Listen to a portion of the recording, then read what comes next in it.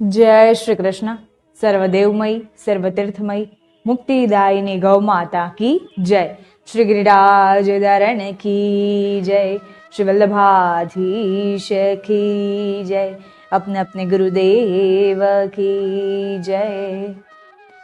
सुरूपा बहुरूपाश्च विश्वरूपाश्च मातरः गावो मामुपतिष्ठन्ति मिति नित्यं प्रकीर्तये। સુંદર સુંદર રૂપવાળી બહુરૂપવાળી ગૌઓ હંમેશા મારા નિકટ રહે અને હું હંમેશા ગૌઓના નિકટ રહું. ગૌ માતાનું નામ સંકીર્તન કરવાથી મનુષ્યની કીર્તિમાં વધારો થાય છે.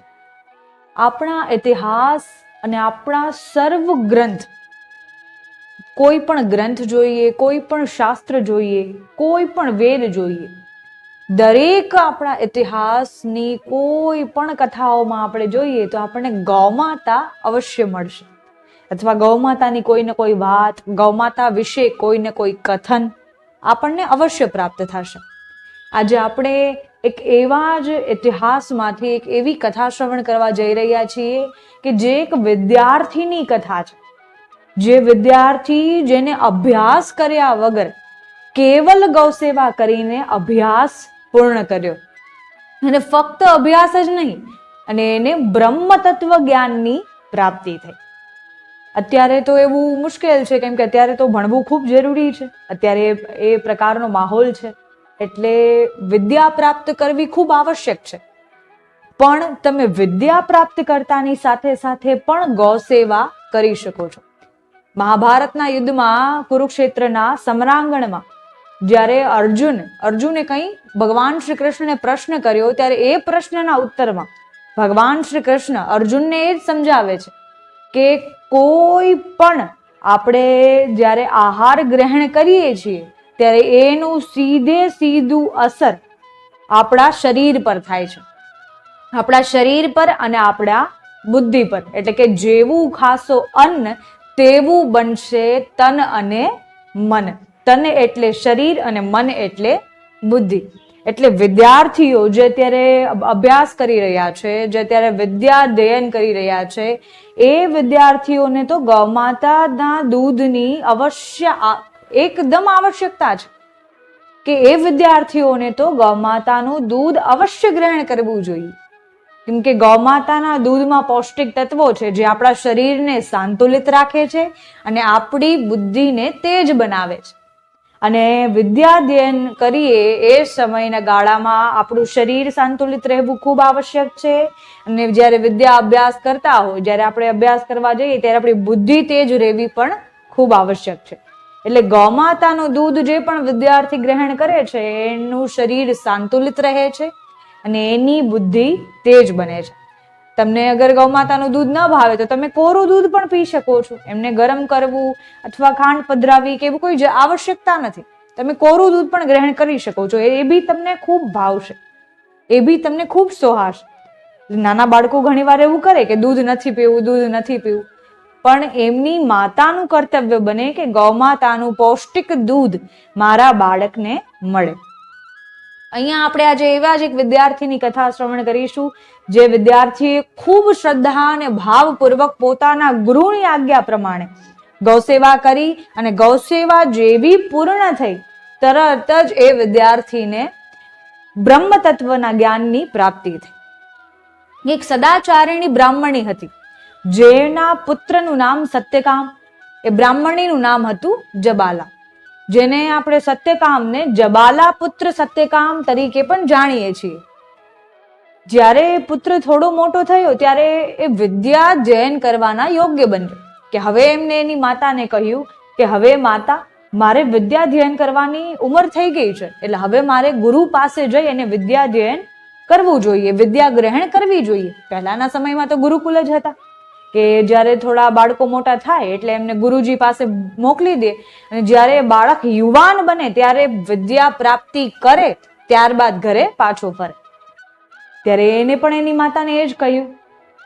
એની માતા કેમ કે એકલી, પિતા હતા નહીં, ત્યારે કહ્યું કે માં, જ્યારે ગુરુજી ગોત્ર પૂછશે, જાતિ પૂછશે, ત્યારે હું શું કહીશ?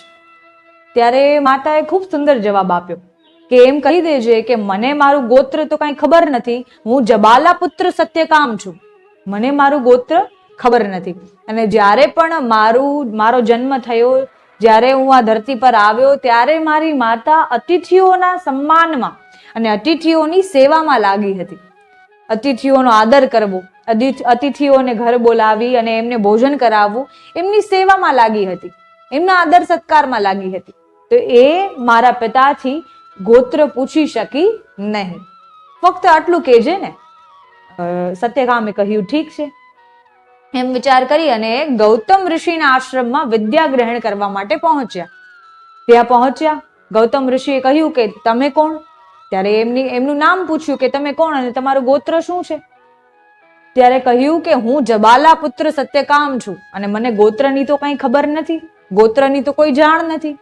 જ્યારે પણ મારો જન્મ થયો ત્યારે મારી માતા અતિથિઓના સત્કારમાં લાગી હતી અને મારી માતા અતિથિઓની સેવા કરવામાં લાગી હતી, તો મને મારું ગોત્ર ખબર નથી. ત્યારે ગૌતમ ઋષિ ખૂબ પ્રસન્ન થયા કે આટલી સત્ય અને આટલી સરળ વાત, આ સત્ય વાત અને સરળતાથી કોઈ એક બ્રાહ્મણ જ બોલી શકે. ત્યારે કહ્યું કે જા થોડી સમિધા લઈ આ, હું તારો ઉપનયન સંસ્કાર કરું છું. થોડી સમિધા લઈ આવ્યા અને ઉપનયન સંસ્કાર કર્યું. અને ત્યારે ગૌતમ ઋષિને એ બ્રાહ્મણના મુખ પર એક એવું તેજ દેખાણ કે જે મારે કાર્ય કરવાવું છે એ આ જ સત્ય કામ કરી શકે છે. જાણે ગૌતમ ઋષિએ મનમાં વિચારી લીધું કે મનમાં એમને વિચાર થઈ આવ્યો કે મારા મનમાં જે કાર્ય ચાલે છે આ જ કરી શકશે. ઘણીવાર ગુરુ એક હોય, શિષ્યો એમના ઘણા હોય, પણ એમના હૃદયનો જે ભાવ હોય એ દરેક શિષ્યોને ના કહી શકે. આપણા ટીચર પણ ઘણીવાર આપણે જોઈએ ને, ટીચરનો કોઈ એક એવો મનપસંદ એવો વિદ્યાર્થી હોય કે જે એને બધી વાત કરી શકે, અથવા કોઈ તકલીફ આવે તો એમને કહી શકે, અથવા કોઈ નવું કાર્ય શરૂ કરવું હોય તો એને કહી શકે.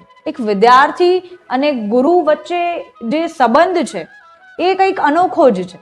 એ કદાચ દરેક શિષ્ય હોય, દરેક વિદ્યાર્થી હોય એ ન સમજી શકે. દરેક વિદ્યાર્થી બસ શાળાએ જાય, ભણી અને પાછા, અને એ બી સારી વાત છે, પણ ગુરુના હૃદયનો ભાવ જાણવો એ પણ આપણું કર્તવ્ય બને છે. એ પણ દરેક શિષ્યનું કર્તવ્ય છે કે ગુરુ આપણને શું બનાવવા ઈચ્છે છે, ગુરુ આપણને શું બનાવવા માટે પ્રયત્નો કરી રહ્યા છે. અચ્છા, આપણે આમાં નાની વ્યાખ્યા જાણીએ કે ગુરુ એટલે કોણ છે. ગુરુ એટલે ખરેખર કોણ? આપણે શાબ્દિક અર્થ જોઈએ તો ગુ એટલે ગુ, આપણે જોઈએ કે ગુ એટલે નર્ક અને રૂ એટલે આત્મા. આપણે સંસારી જીવો જે કલિકાલમાં જે નરકમાં પડ્યા છીએ, ગુરુનું કર્તવ્ય હોય છે, ગુરુનો એવો દ્રઢ ભાવ હોય છે કે નરકમાં પડેલા જીવને ત્યાંથી ઉઠાડી અને રૂ એટલે કે આત્મા સાથે જેનો સંબંધ કરાવી અને પરમાત્મા સાથે જેનું ભેટ કરાવે છે, એ જ છે ગુરુ. ગુરુનું ચયન કરવું હોય તો કઈ રીતે કરવું? કે આ ગુરુ પાસેથી મારે શિક્ષા પ્રાપ્ત કરવી છે, કે આ ગુરુ પાસેથી મારે વિદ્યા ગ્રહણ કરવી છે. તો ગુરુ એ જ ગુરુ છે, ગુરુ એ જ સાચા ગુરુ છે. કેમ કે અત્યારે આપણે એ માહોલ એવો છે, અત્યારે આપણે જોવું પણ એ ખૂબ આવશ્યક છે. બધા ગુરુ એક સરખા ન હોય, પણ ઘણી વાર આપણે ગુરુને ઓળખી શકતા પણ નથી કે ગુરુ છે કે નહીં, કદાચ એ મને આગળ વધારવા ઈચ્છે છે કે નહીં. ગુરુનું માન સન્માન જાળવવું, ગુરુનો આદર સત્કાર કરવો એ એક શિષ્યનું કર્તવ્ય હોય છે, પણ સાથે સાથે એ પણ જાણવું કે ગુરુ મને કયા રસ્તે લઈ જાય છે એ પણ એમનું કર્તવ્ય હોય છે. તો ગુરુ એ જ સાચો કે જે પોતાનાથી નહીં પણ પ્રભુથી જોડે. ગુરુ કોને કહેવાય? કે જે પોતાનાથી ન જોડે પણ પ્રભુથી જોડે, કે તમે પ્રભુની ભક્તિ કરો, પ્રભુ માટે કંઈ ને કંઈ તમારા જીવનનું યોગદાન કરો, ધર્મ માટે પોતાના જીવનનું યોગદાન કરો, ધર્મ માટે પોતાની વિદ્યાનું યોગદાન કરો. ગુરુ એ જ સાચા ગુરુ છે, ના કે ઈ ગુરુ કે તમે મારા માટે કંઈ લઈને આવો, તમે મારા માટે કંઈ કરીને બતાવો. ના, ગુરુ એ જ સાચો છે કે જે આપણને ભગવાન સાથે જોડે, જે આપણી ભેટ પરમાત્મા સાથે કરાવે, જે આપણને બ્રહ્મ તત્વની પ્રાપ્તિ કરાવે. તો એ સત્યકામ પણ એ જ પ્રકારે ગુરુની આજ્ઞા માની રહ્યા છે, ઉપનયન સંસ્કાર થયું. અને ત્યારે ગુરુના મનમાં એક વાત આવી, જાણે કાર્ય વર્ષોથી ચાલી રહ્યું છે અને કોઈ યોગ્ય શિષ્યને શોધી રહ્યા છે કે આ મારું કાર્ય કરશે કોણ. ત્યારે ગૌતમ ઋષિએ એમને 400 ગૌમાતા આપી અને કહ્યું કે તું આને લઈને જંગલમાં ચરાવવા જા અને ત્યાં જ રહેજે જ્યાં સુધી આની સંખ્યા 1000 ન થઈ જાય ત્યાં સુધી પાછો ન આવતો. હવે કોઈ બીજો શિષ્ય આ જગ્યાએ હોય ને તો વિચાર કરે કે હું તો અહીંયા વિદ્યા ગ્રહણ કરવા આવ્યો છું, હું તો અહીંયા વિદ્યાધ્યયન માટે આવ્યો છું, મારે તો અહીંયા શિક્ષા પ્રાપ્ત કરવી છે, તો મને ક્યાં ગુરુજી ગૌસેવાના ચકેડાઓમાં ફસાવે છે. કોઈ બી સામાન્ય મનુષ્યને આ વિચાર આવી શકે. તમે શાળાએ જાઓ, તમે સ્કૂલે જાઓ અને તમને ટીચર કહી દે કે આજે ભણવાનું નથી, આજે ગૌમાતાની સેવા કરવાની છે, તો તમને બી તો વિચાર આવશે કે અમે તો પૈસા ભર્યા છે, અમે તો મૂલ્ય ચૂકવ્યું છે શિક્ષા પ્રાપ્તિ કરવાની, અને અહીંયા તો ટીચર અમને ગૌમાતાની સેવા કરાવે છે. એક વિચાર આવે છે ને, ખરેખર આવે. ત્યારે પણ આપણે એ બ્રાહ્મણની ભક્તિની પરાકાષ્ઠા જોઈએ ને તો એ તો ખૂબ ઊંચી છે કે એને જે વિદ્યા ગ્રહણ કરવી હતી એને એના ગુરુ પર એટલો વિશ્વાસ, દ્રઢ વિશ્વાસ કે કહ્યું હા ઠીક છે ગુરુજી તમે કહો એમ. એને ન કોઈ વાદ વિવાદ કર્યો, ન કોઈ સંવાદ કર્યો કે મારે આમાં શું કરવું શું નહીં, કઈ રીતે, કાંઈ નહીં, હું અહીંયા ક્યાં રહીશ, કઈ રીતે રહીશ, ભોજનનું શું થશે, કોઈ પણ પ્રકારનો પ્રશ્ન નહીં. અને સત્યકામ 400 ગૌમાતાને લઈને જંગલમાં પહોંચી ગયા. ત્યાં પહોંચી એક ઝોપડી બાંધી, એક કુટિયા જેવું બાંધી અને ત્યાં ને ત્યાં રહેવા લાગ્યા. ત્યાં ગૌમાતાની ખૂબ શ્રદ્ધા અને ભાવ સાથે સેવા કરવા લાગ્યા, ખૂબ દ્રઢ ભાવ, અને પોતાના ગુરુની આજ્ઞા માનીને એમના આજ્ઞાનું પાલન કરે. દરરોજ ગૌમાતાની સેવા કરે, એમને ચરાવવા લઈ જાય, એમના ભોજનની વ્યવસ્થા કરે, એમાંથી જે કંઈ બચે કુચે એ પોતે ભોજન કરી લે, પોતે ગ્રહણ કરી લે. ગૌમાતા જલ પીએ ત્યારે જ પીએ, ગૌમાતા ભોજન ગ્રહણ કરે ત્યારે જ કરે ગ્રહણ. એવી દ્રઢ સેવા, એવી દ્રઢ ભાવના હૃદયમાં કે આ તો મારા ગુરુની ગૌમાતાઓ છે, મારે આમનું ધ્યાન રાખવું, મારે આમની સેવા કરવી એ મારું કર્તવ્ય છે. અને ખૂબ પ્રસન્ન થતા થતા દરરોજ સેવા કરે. દિવસો આમ વીતતા ગયા અને ધીમે ધીમે ગૌમાતાની સંખ્યા 400 થી 1000 થઈ ગઈ. અને જયારે 1000 ગૌમાતા થઈ ગઈ ત્યારે સત્યકામ પાસે એક નંદી મહારાજ આવ્યા. નંદી મહારાજ આવ્યા અને એમને કહ્યું કે આજે અમારી સંખ્યા 1000 થઈ ગઈ છે, તો અમને હવે અમારા ગુરુ પાસે પહોંચાડો, કે અમને હવે અમારા માલિક પાસે પહોંચાડો, જેની પાસેથી તમે અમને લઈ આવ્યા છો તમે અમને એમની પાસે પહોંચાડી દો. સત્યકામ કહ્યું ઠીક છે, જેમ હવે તમે કહો એમ. ત્યારે હવે ગૌમાતાને લઈને, કેમ કે હવે 400 થી 1000 સંખ્યા થઈ ગઈ છે, 1000, ત્યારે સત્યકામ એ બધી ગૌમાતાઓને લઈને ધીમે ધીમે ચાલવા લાગ્યા. અને ખરેખર ચાલીને જ જવું પડે. જ્યારે ચાલતા ગયા ત્યારે ત્યાં નંદી મહારાજે એમને બ્રહ્મ તત્વનું જ્ઞાન કરાવ્યું. ત્યાં એમને હવે ત્યાંથી એમની શિક્ષાની શરૂઆત થાય છે. બ્રહ્મ તત્વનું જ્ઞાન કરાવ્યું અને ત્યાં પહેલું ચરણ સમજાવ્યું એ હતું પ્રકાશ સ્વરૂપ. જ્યારે પહેલું ચરણ સમજાવ્યું પ્રકાશ સ્વરૂપ ત્યારે સત્યકામ ખૂબ પ્રસન્ન થયા. થોડા આગળ ચાલ્યા, હવે રાત પડી ગઈ છે, ત્યાં રહેવું પડે. અને ત્યારે નંદી મહારાજે એમને કહ્યું કે હવે તમે અહીંયા રહો અને અમને બધાને અહીંયા રાખો, આપણે આવતીકાલથી પાછી યાત્રાની શરૂઆત કરીશું, આશ્રમ તરફનું પ્રયાણ કરીશું. સત્યકામે કહ્યું ઠીક છે તમે કહો એમ. અને ત્યાં ને ત્યાં રૂકી ગયા અને ત્યાં ને ત્યાં બધા સૂઈ ગયા. જ્યારે સવાર પડી ત્યારે હંસ ત્યાં આવ્યા. સત્યકામ પાસે હંસ આવ્યા અને એમને બ્રહ્મ તત્વના બીજા ચરણનું જ્ઞાન આપવા લાગ્યા. જે પ્રકાશ સ્વરૂપ હતું, જે પહેલું જ્ઞાન આપ્યું એ પ્રકાશ સ્વરૂપ હતું, બીજું જ્ઞાન આપશે એ અનંત લક્ષણાત્મક છે.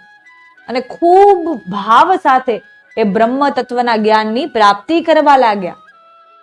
હવે થોડા આગળ જઈ રહ્યા છે, કહ્યું હવે તમને અગ્નિદેવ આપશે, હવે અગ્નિદેવ આગળનું જ્ઞાન તમને સમજાવશે. થોડા આગળ ગયા, અગ્નિદેવ પ્રગટ થયા અને અગ્નિદેવે એમને ત્રીજા ચરણનું જ્ઞાન સમજાવ્યું. ત્રીજા ચરણમાં જે આયતન સ્વરૂપનું જ્ઞાન છે એ એમને સમજાવવામાં આવ્યું, જે ખૂબ શ્રદ્ધા અને ભાવ સાથે એમને સમજ્યું. હવે થોડા આગળ ગયા, આશ્રમ સુધી